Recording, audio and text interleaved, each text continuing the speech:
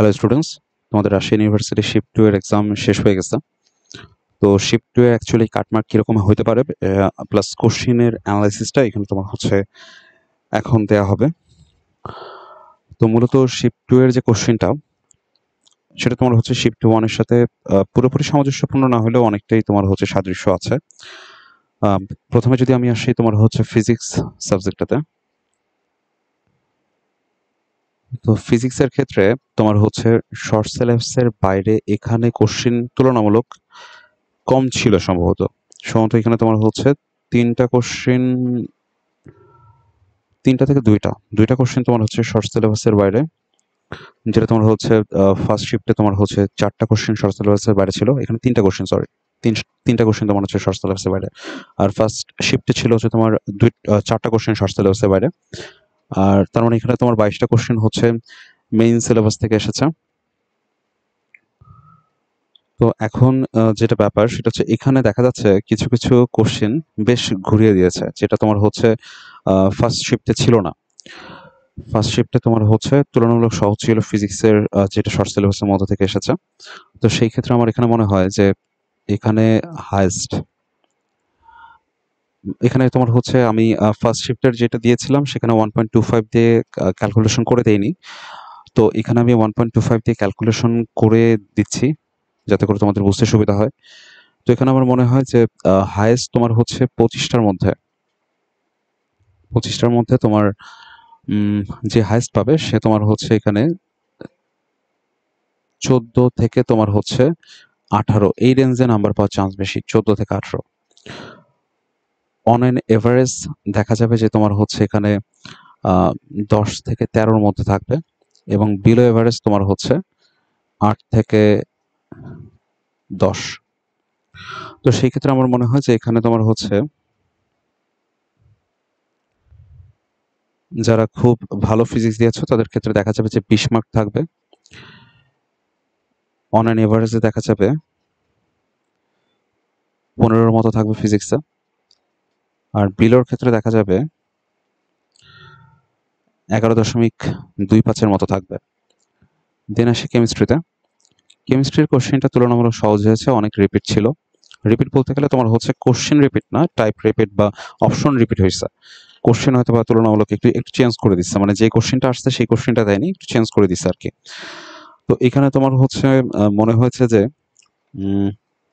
17টার মতো কোশ্চেন মোটামুটি ঠিক আছে, এটা পারার মতো। কিছু কোশ্চেন একটু জটিল ছিল, যেমন 4-5টা কোশ্চেন একটু জটিল ছিল। তো সেই ক্ষেত্রে আমার মনে হয় যে আর কেমিস্ট্রিতে বেশ ভালো দখল আছে, তার ক্ষেত্রে দেখা যাবে যে সে 16 থেকে 20টার মতো তোমার হচ্ছে কোশ্চেন অ্যান্সার করতে পারবে। অন অ্যান এভারেজ দেখা যাবে তোমার হচ্ছে 12 থেকে 15টার মতো অ্যান্সার করবে। আর বিলো এভারেজ তোমার হচ্ছে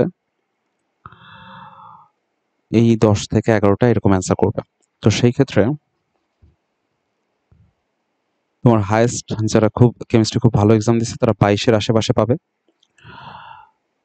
এভারেজের ক্ষেত্রে তোমার হচ্ছে দেখা যাবে 17.5 বা 18 বা 17 এরকম নাম্বার পাবে এবং বিলো এভারেজের ক্ষেত্রে 12.5 এর মতো নাম্বার আসতে পারে। আইসিটি কোশ্চেনটা যথেষ্ট কঠিন হয়েছে। আমার মনে হয়েছে ফার্স্ট শিফটে যে তোমার হচ্ছে যে আইসিটি কোশ্চেন আর সেকেন্ড শিফটে যে আইসিটি কোশ্চেন দুটার মধ্যে বেশ ভালো তফাৎ ছিল। ফার্স্ট শিফটে কোশ্চেনগুলো তুলনামূলক সহজ ছিল। সেকেন্ড শিফটে তোমার হচ্ছে দেখা গেছে যে যাদের আইসিটি পড়ে আসেনি তারা আসলে এটা সম্পর্কে কোনো অ্যানালাইসিস মানে কোনো অ্যান্সারই করতে পারেনি। তো আমার মনে হয় যারা 3টা করছে তাদেরই হাইয়েস্ট। 3 এর বেশি আসলে খুবই, যাদের আইসিটি জ্ঞান খুব বেশি তারা হয়তোবা পাবে। এভারেজ দেখা যাবে এখানে তোমার হচ্ছে আসলে একটা অ্যান্সার বা একটার সমপরিমাণ মার্ক পাবে। আর বিলো এভারেজ হচ্ছে এখানে তোমার হচ্ছে আসলে অনেকেই 0 অ্যান্সার করছে। তো যারা 0 অ্যান্সার করছে তারা 1+ দিয়ে তোমার হচ্ছে ভালো কাজ করছে যাতে করে তাদের নেগেটিভ না হয়। তো সেই ক্ষেত্রে তোমার হচ্ছে হাইয়েস্ট দেখা যাবে 3.75 এখানে। অন অ্যান এভারেজ দেখা যাবে যে তোমার হচ্ছে 1.25 আর বিলো এভারেজে 0 থাকতে পারে। এরপর আসি বায়ো প্লাস ম্যাথ। তো বায়ো প্লাস ম্যাথের ক্ষেত্রে ঐচ্ছিক পার্টে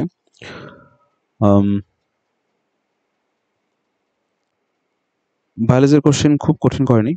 বায়োলজিতে তোমার হচ্ছে আনুমানিক তোমার হচ্ছে যে খুব ভালো এক্সাম দেবে তার তোমার হচ্ছে আনুমানিক 9টার মতো থাকা উচিত। অন অ্যান এভারেজ দেখা যাবে এখানে 8টা করে থাকবে, আর বিলো এভারেজ হয়তোবা তোমার হচ্ছে 6-এর মতো করে পাবে। প্লাস ম্যাথের ক্ষেত্রে ম্যাথের কোশ্চেনটা একটু তুলনামূলক টাফ করছে, বেসিক মানে যেটা পুরোপুরি ম্যাথ সেটা থেকে। তো এখানে মনে হয় তোমার হচ্ছে খুব ভালো যদি তোমার হচ্ছে কেউ দিয়ে থাকে সে হয়তোবা তোমার 9 বা 8 এরকম পাবে। এখানে আমি এটাকে 7 ধরবো, আর এখানে 6। তাহলে সেই ক্ষেত্রে তোমার হচ্ছে হাইয়েস্ট এখান থেকে 18 তুলতে পারে কেউ একজন, বা কিছু মানুষ, বা কিছু তোমার স্টুডেন্ট। তো সেই ক্ষেত্রে এখানে হাইয়েস্ট দেখা যাবে 22.5-এর মতো আসতে পারে। দেন অন অ্যান এভারেজ দেখা যাবে 18.75-এর মতো আসবে। আর বিলো এভারেজের ক্ষেত্রে দেখা যাবে যে 15-র মতো তোমার হচ্ছে মার্ক অনেকে পাবে। এরপর আসি তোমার হচ্ছে বায়োলজিতে।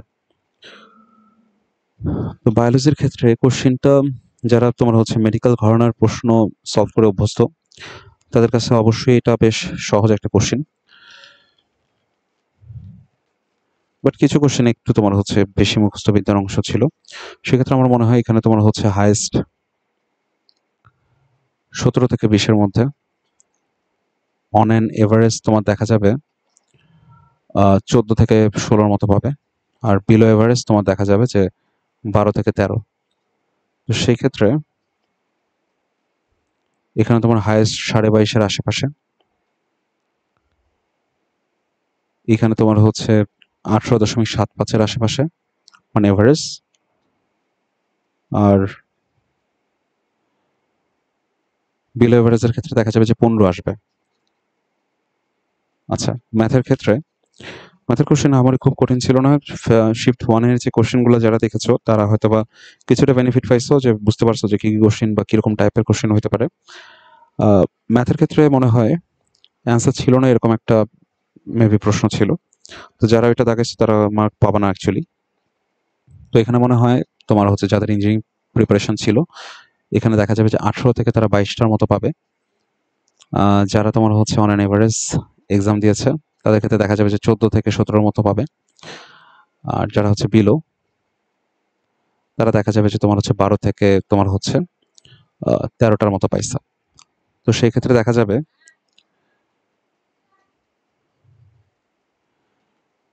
হাইয়েস্ট 25 পেতে পারে এখান থেকে, বা 25-এর আশেপাশে।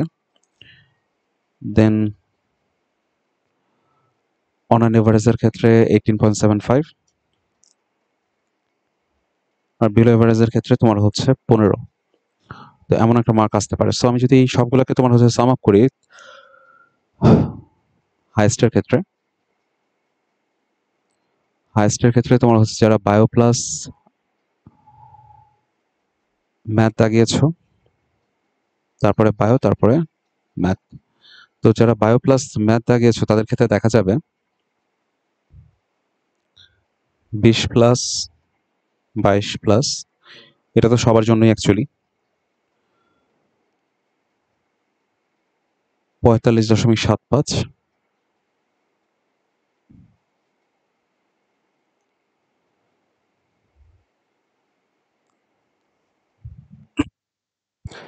এখন যদি আমি বায়ো প্লাস ম্যাথে দেখি তাহলে 22.5, 22.5, 25। তো এখানে 22.5, 22.5 এবং 25।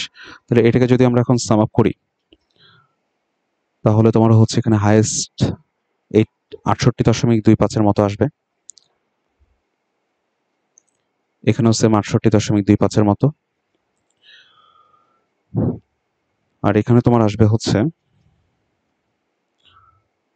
70.75। তো টপ মেরিটের ক্ষেত্রে দেখা যাবে যে যারা তোমার হচ্ছে একদম টপ মেরিটের দিকে থাকবে, লাইক 200 সিরিয়ালের ভিতরে, তাদের ক্ষেত্রে দেখা যাবে যে মার্কটা থাকবে অনেকটা এরকম যে তোমার ধরো 68 বা 67 থেকে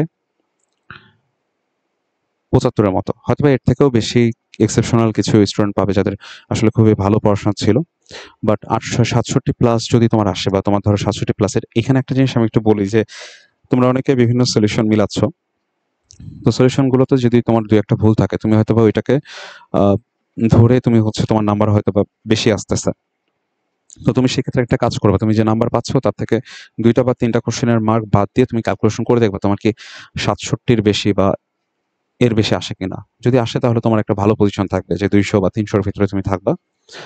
দেন আসে অন অ্যান এভারেজ বেশিরভাগ স্টুডেন্টের কিরকম মার্ক থাকতে পারে। বায়ো প্লাস ম্যাথ,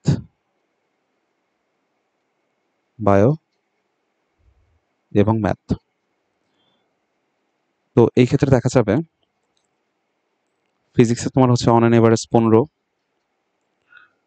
17.75 কেমিস্ট্রিতে, এখানে 1.25। তোমার আস্তে আস্তে হচ্ছে এখানে অন অ্যান এভারেজের ক্ষেত্রে 33.75।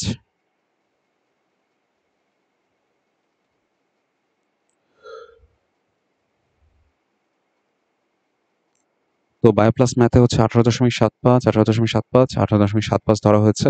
তো আমরা এখানে অন অ্যান এভারেজের ক্ষেত্রে দেখা যাবে যে সবারই তোমার হচ্ছে মার্কটা অনেকটা একই রকম থাকবে, যে যেইটাই দাগাও।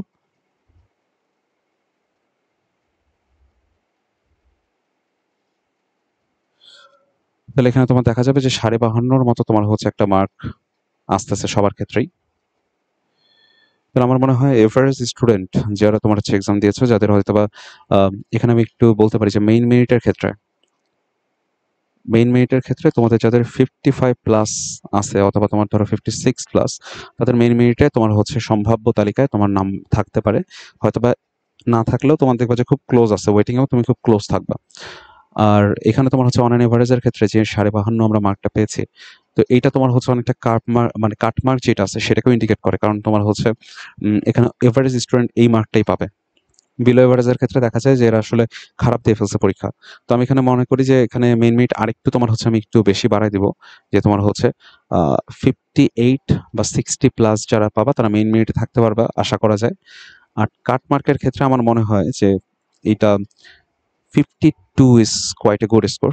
52 প্লাস যাদের আসতেছে তারা মনে হয় তোমার হচ্ছে একটা সাবজেক্ট, যে কোনো একটা সাবজেক্ট পাবা। ঠিক আছে। তো এখানে